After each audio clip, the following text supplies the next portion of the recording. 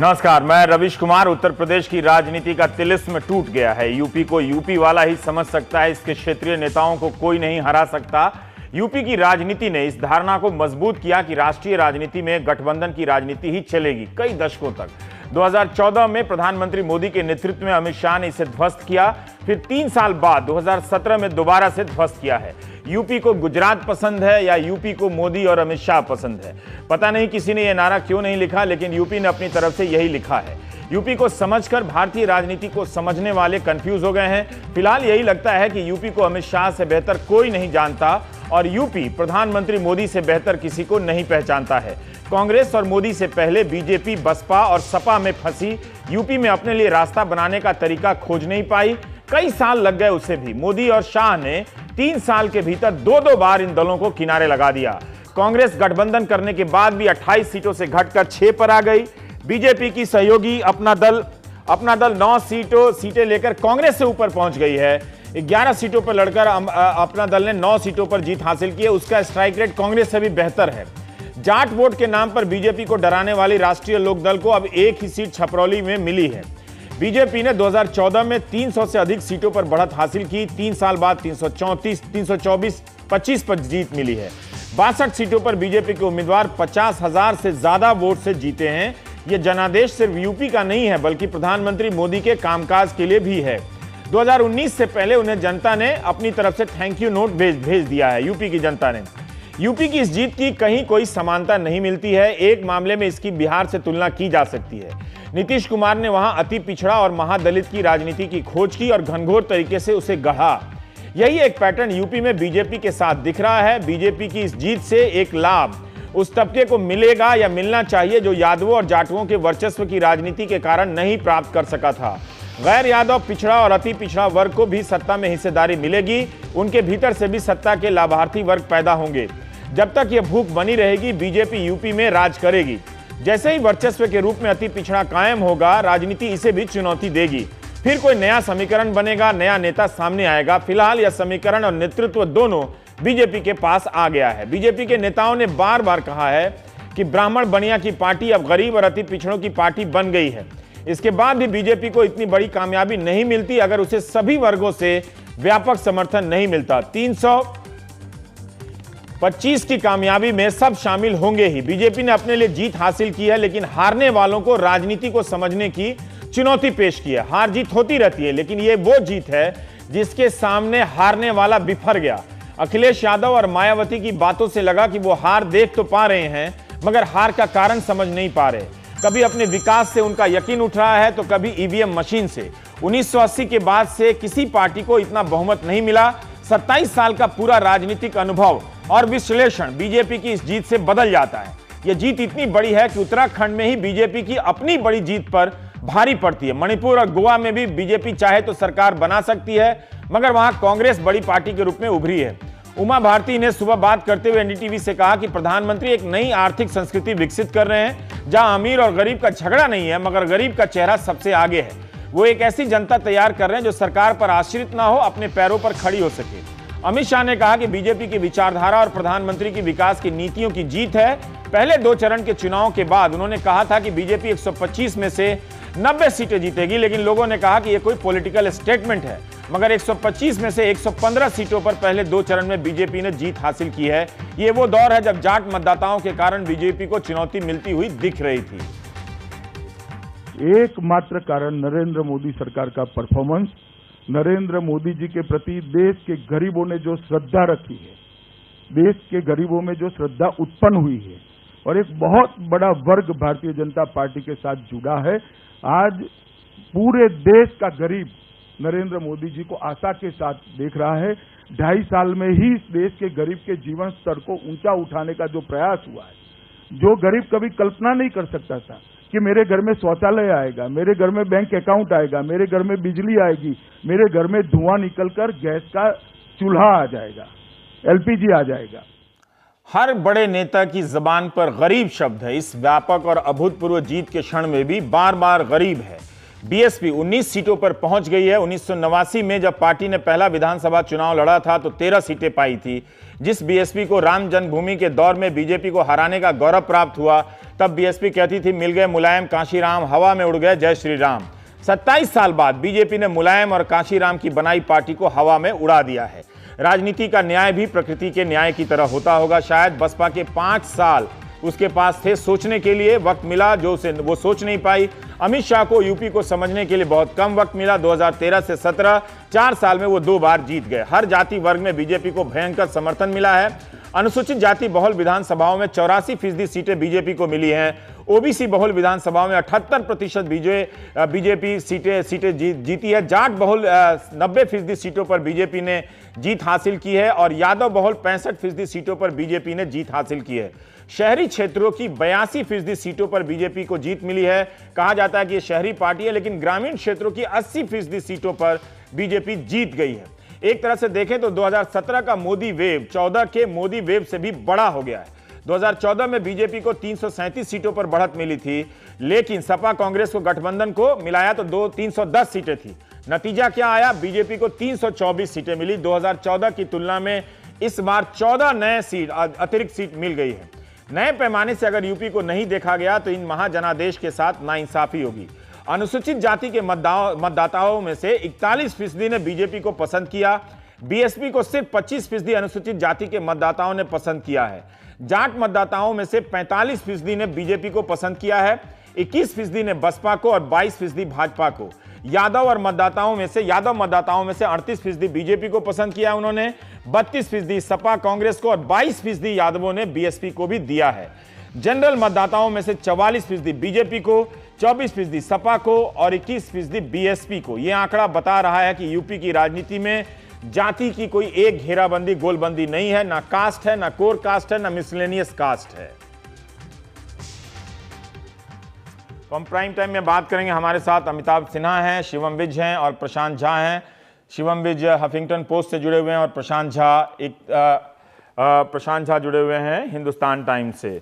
हम बात करेंगे, हम इस सेगमेंट में बात करना चाहते हैं कि एक बीजेपी के विकल्प के तौर पे रणनीति उभरी थी गठबंधन। वो इस चुनाव में खारिज हुआ। नीतीश कुमार कहते हैं महागठबंधन नहीं बना।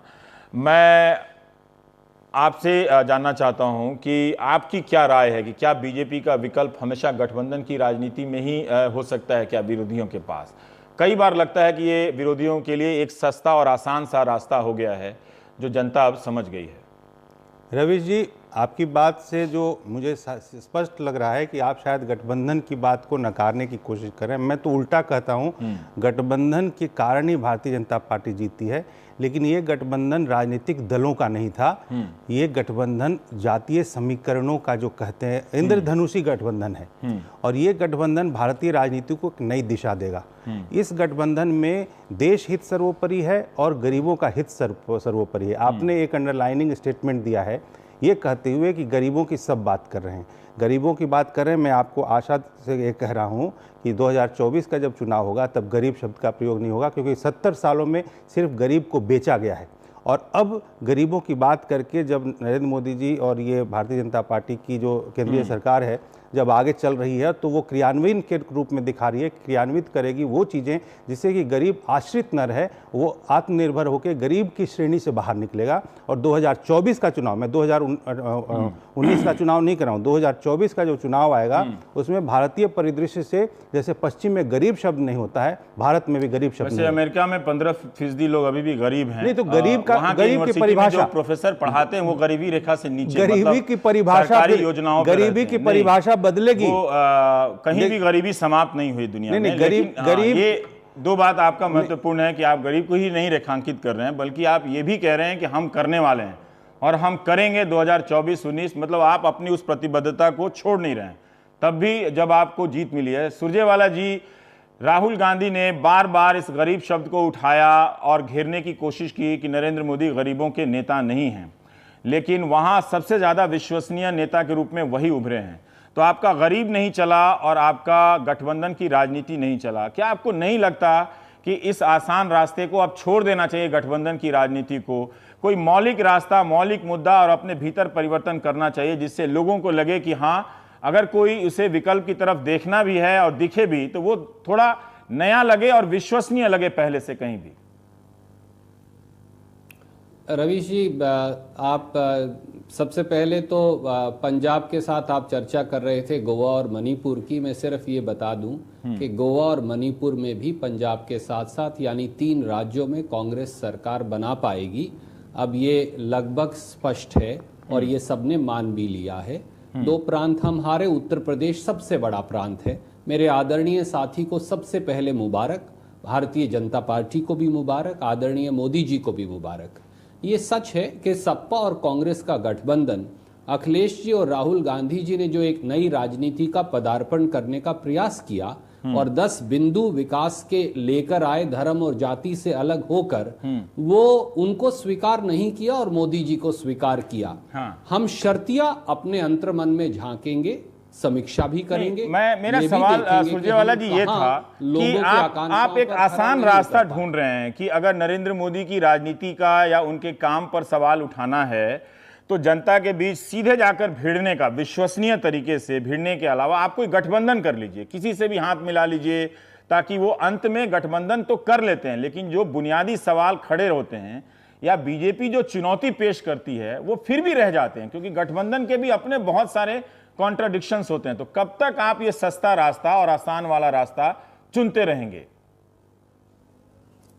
आपने वाजिब फरमाया, पर मैं आपका ध्यान आकर्षित करूं, हमने पंजाब का, गोवा का, मणिपुर का चुनाव अपने बलबूते पर लड़ा।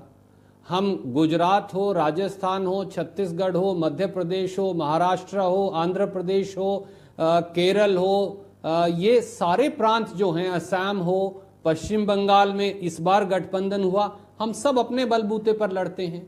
तो कहीं कहीं जहां कांग्रेस बहुत देर से अपनी पकड़ नहीं बना पाई, एक विशेष परिस्थिति, 27 साल से हम सत्ता से यूपी में बाहर हैं, मैं असहमत नहीं कि हमें अपने आप को और मजबूत करने की आवश्यकता है। कांग्रेस को यह लगा कि कांग्रेस और समाजवादी पार्टी मिलकर अगर उत्तर प्रदेश में चुनाव लड़ेंगी तो एक नया विकल्प तैयार कर पाएंगी। हम उसमें कामयाब नहीं हुए। हम सर झुकाकर उस जनादेश को मानते हैं।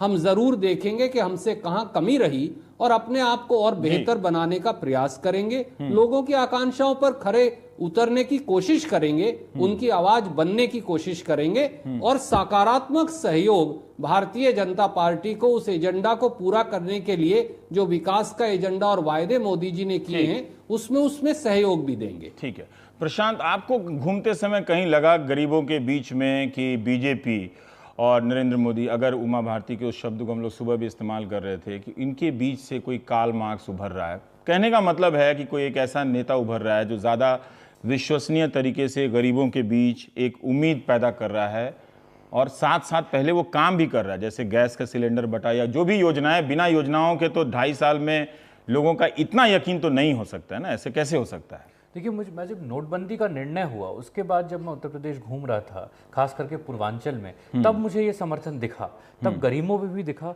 और उसके मुझे 2-3 मुख्य कारण लगे। एक ये था कि मोदी जी ने जो कहा वो उन्होंने किया, उन्होंने काले धन को टैकल किया, उन्होंने काले धन के समस्या को समाधान किया।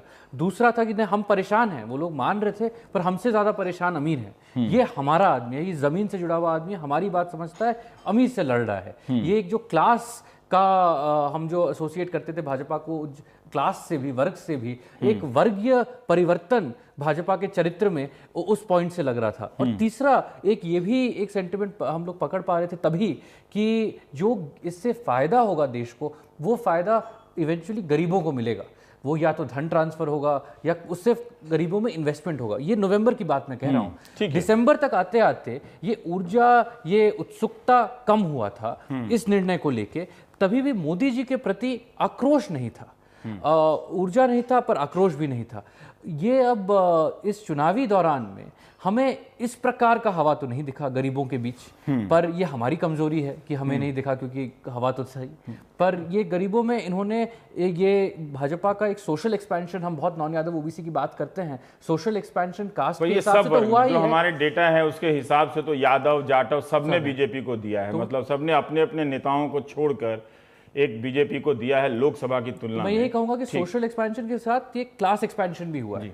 अमिताभ जी, आपने और शिवम ने अच्छा कुर्ता पहन लिया और सफेद वाला, मैं यही पहन के सुबह से बैठा हूँ। इसका मतलब आप मेहनत ज़्यादा कर रहे हैं, आपको बधाई है। तो नहीं, अच्छा लग रहा है इसलिए बोल रहे हैं। नहीं, धन्यवाद। अच्छा लग रहा है, ये ठीक है। आपका स्नेह है शायद।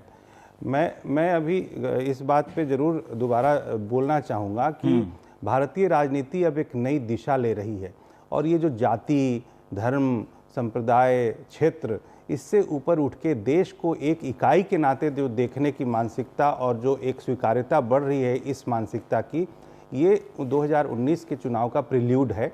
और वहाँ पर ये जो विषय बनेंगे वो सिर्फ और सिर्फ नेशनल इशूज जो नेशनल इंटरेस्ट में है वही बनेंगे। और इसका आपने भी डेटा दिखाया, और ये अब सर्वविदित है कि इस तरह से जो झूठे वादे करके या किसी तरीके से बरगला के और उसको ये कहते हुए कि हम तो तुम्हारे लिए खड़े हैं, तुम ये हमारे साथ रहो वरना तुम्हारे ऊपर में खतरा है, इस तरह की जो ये भय का माहौल, फियर साइकोसिस क्रिएट करते हुए उनको अपने जेब में रखना, ये अब समय लदा है। और ये एक न्यू पॉलिटिक्स है, न्यू जो जिसको मैं हमेशा अभी पहले भी मैंने कहा, जैसे कि स्यूडो पॉलिटिक्स भी मैं इसको कहूँगा, क्योंकि पहले रियल पॉलिटिकिंग हम लोग पॉलिटिकल साइंस में पढ़ते थे, मतलब होता था कि जाति की बात कर लो या वहाँ के स्थानीय बात कर लो उनके साथ में, और वो रियल पॉलिटिकिंग है। अब रियल पॉलिटिकिंग जो है वो नए विषयों में यदि आप देखें तो वही रियल पॉलिटिकिंग है जो परफॉर्मेंस से रिलेटेड होगा। और जैसा अभी नोटबंदी के बारे में भी कहा, नोटबंदी तो एक क्रांतिकारी कदम थी, और वो इसलिए नहीं दिख रहा था लोगों को क्योंकि वो अंदर में चला गया था भारतीय जनमानस में, और इसीलिए लोगों ने ये भी कहा कि भारतीय जनता पार्टी ने भी इसको मुद्दा नहीं बनाया। मुद्दा बनाने की आवश्यकता नहीं थी, वो तो लोगों के दिल में घुस चुका था। उसके अलावा सिर्फ नोटबंदी नहीं, साथ में जितने भी केंद्रीय सरकार के नरेंद्र मोदी जी के जो कदम थे, उन्होंने जो कहा वो किया को उन्होंने सिद्ध करने की कोशिश की अपने थोड़े समय में। उसका सीधा नतीजा है जो आज डेटा दिखा रहा है कि हर जाति और हर धर्म और संप्रदाय के लोगों ने भी इस भारतीय जनता पार्टी को उत्तर प्रदेश में जो बहुमत दिया है। क्या हुआ होगा जमीन पे अगर ये कई बार बीजेपी के काउंटर में उसको रोकने के लिए एक सेकुलर अलायंस की बात की जाती है, पर मुझे लगता है कि वो काम मुद्दे अपने अंतर्विरोधों का या नेता का जवाब ना देकर वो सिर्फ एक समीकरण बनाने की कोशिश करते हैं जो पूरी तरह से बिखर गया है।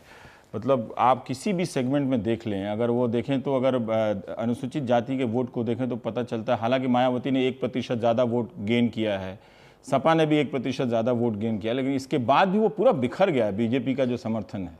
तो घिस गया ये सेकुलर राजनीति का मुहावरा। नहीं, देखिए Ravi ji, success has many fathers. जीत के कई बाप होते हैं, पर ये तो लगातार जीत रहे हैं ना। हाँ, नहीं, जीत के कई बाप होते हैं। और अगर आप देखें बीजेपी का जो परफॉर्मेंस है यूपी में आज, वो 2014 की तरह है, बिल्कुल बिल्कुल करीबन वही सेम है। नंबर्स भी, स्प्रेड भी, और जो आप कह रहे हैं सब जातियों से वोट मिला है वो भी। मेरा एक सिंपल सा सवाल है कि कल्याण सिंह जब भाजपा से में नहीं थे तो भाजपा का पतन हो रहा था। आज अगर कल्याण सिंह मान लीजिए आप हटा दीजिए भाजपा से, बताइए सीटों में इम्पैक्ट होगा नहीं होगा? अनुप्रिया पटेल जी से अलायंस किया है अपना दल, उनकी इतनी अच्छी सीटें आ रही हैं, कांग्रेस से ज़्यादा सीटें उनकी आ रही हैं। आप हटा दीजिए अपना दल, अलायंस ना अब हो मान लीजिए। भारत समाज पार्टी से अलायंस किया है, हटा दीजिए। आप केशव प्रसाद मौर्य जी की जगह किसी ब्राह्मण बनिए को बना दीजिए भाजपा का यूपी का अध्यक्ष। आप और जो स्वामी प्रसाद मौर्य और बहुत सारे आपने जो एमबीसी स्ट्रेटेजी करी है, काउंटर कर रहे हैं जो अमिताभ ने कहा कि एक नई राजनीति की शुरुआत हुई जो जाति से ऊपर उठ के। मेरा कहना यह है कि मोदी फैक्टर भी है, बहुत सारी चीजें हैं। मेन फैक्टर असली कारण जो है भाजपा के यूपी के जीतने का वो है कि 90s की तरह जो अपर कास्ट और नॉन यादव ओबीसी का कास्ट कॉम्बिनेशन बैठाया गया था वो दोबारा बैठा लिया गया है।